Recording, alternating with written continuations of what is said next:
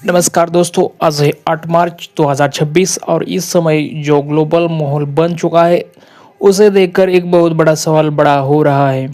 सवाल यह है कि सोमवार को मार्केट ऊपर जाएगा या नीचे जाएगा। सवाल यह है कि निफ्टी का 24,000 का लेवल बचेगा या नहीं। क्योंकि दोस्तों, अगर मौजूदा जियो पॉलिटिकल्स टेंशन ऐसे ही जारी रहा तो मार्केट में और भी ज़्यादा गिरावट देखने को मिल सकती है। लेकिन अगर अचानक कोई सीज फायर या पॉजिटिव खबर आती है तो मार्केट में शॉर्ट कवरिंग रैली भी आ सकती है। तो इस वीडियो में हम पूरी डिटेल्स में समझेंगे मिडल ईस्ट में क्या चल रहा है, क्रूड ऑयल क्यों तेजी से बढ़ रहा है, एफआईआई क्यों लगातार बेच रहे हैं, अमेरिका के खराब डेटा का असर, भारत का सीपीआई, इन्फ्लेशन और सोमवार को मार्केट कहाँ तक गिर सकता है। तो वीडियो का अंत तक ज़रूर देखें कि जानकारी निवेशकों के लिए महत्वपूर्ण है। दोस्तों, सबसे पहले बात करते हैं कि जो पॉलिटिकल सिचुएशन की इस समय सबसे बड़ा कॉन्फिडेंस चल रहा है ईरान, इजराइल, अमेरिका। इन तीनों के बीच तनाव लगातार बढ़ता जा रहा है। रिपोर्टर के मुताबिक ईरान के सुप्रीम लीडर्स आयतुल्लाह अली खेमेनी की मौत के बाद हालात और भी ज़्यादा गंभीर हो गए हैं और अब ईरान के टॉप इजराइल एडवाइज़र के डोनाल्ड ट्रंप को सीधा धमकी दी है कि उन्होंने कहा है कि हम अपने लीडर के खून का बदला ज़रूर लेंगे और ट्रंप को इतनी कीमत चुकानी पड़ेगी। दोस्तों, जब इस तरह की धमकी दी जाती है तो इसका मतलब साफ है कि यह युद्ध जल्द खत्म होने वाला नहीं है। अब दूसरा सवाल बड़ा फैक्टर और क्रूड ऑयल को। आपको पता है कि भारत अपनी ज़रूरत का लगभग 85% क्रूड ऑयल भारत बाहर से आयात करता है। और अभी क्या हो रहा है, ब्रेड क्रूड ऑयल की कीमत पहुंच चुकी है लगभग $92 $93 प्रति बैरल। और कई बड़े एक्सपर्ट का कहना है कि अगर यह युद्ध 1 to 2 हफ्ते चल रहा है तो क्रूड ऑयल की कीमत $100 भी पार कर सकती है। अब इसका असर क्या होगा? पेट्रोल महंगा होगा, डीजल महंगा होगा, एलपीजी महंगा होगा, ट्रांसपोर्ट महंगा होगा।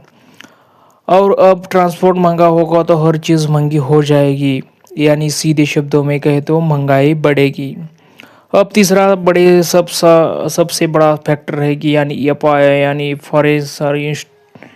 FII investor. दोस्तों, फरवरी महीने में हमने देखा था कि एफआईआई ने मार्केट की काफ़ी अच्छी खरीदारी की थी, लेकिन सिर्फ पिछले 4 ट्रेडिंग सेशन में ही एफआईआई ने लगभग 21,000 करोड़ रुपए की बिकवाली कर दी। अब आप खुद सोचिए, अगर रोज 5,000 करोड़, 6,000 करोड़, 7,000 करोड़ की बिकवाली होगी तो मार्केट ऊपर कैसे जाएगा। यही वजह से मार्केट में लगातार प्रेशर बना हुआ है।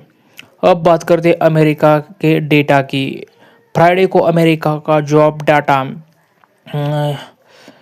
आया था और यह डेटा उम्मीद में काफ़ी ख़राब निकला। यह एक्सपर्ट ने उम्मीद की थी कि 5 लाख जॉब्स बनेगी, वह उल्टा 92,000 जॉब्स कम हो गई। और साथ ही अनएम्प्लॉयमेंट की रेट 4.3% से बढ़कर 4.4 हो गया। इसका असर सबसे ज़्यादा पड़ेगा आईटी सेक्टर पर। इसलिए सोमवार को टीसीएस, इंफोसिस, विप्रो, एचसीएल टेक जैसे स्टॉक में दबाव देखने को मिल सकता है। अब अपकमिंग वीक में बहुत महत्वपूर्ण डेटा आने वाला है। सबसे पहले 12 मार्च को भारत का सीपीआई इन्फ्लेशन डाटा आने वाला है। अगर ये डेटा ज़्यादा आया तो आरबीआई के लिए मुश्किल बढ़ सकती है और अगर इन्फ्लेशन बढ़ता है तो इंटरेस्ट रेट कट्स में भी देरी हो सकती है। इसका असर सीधे मार्केट पर पड़ेगा।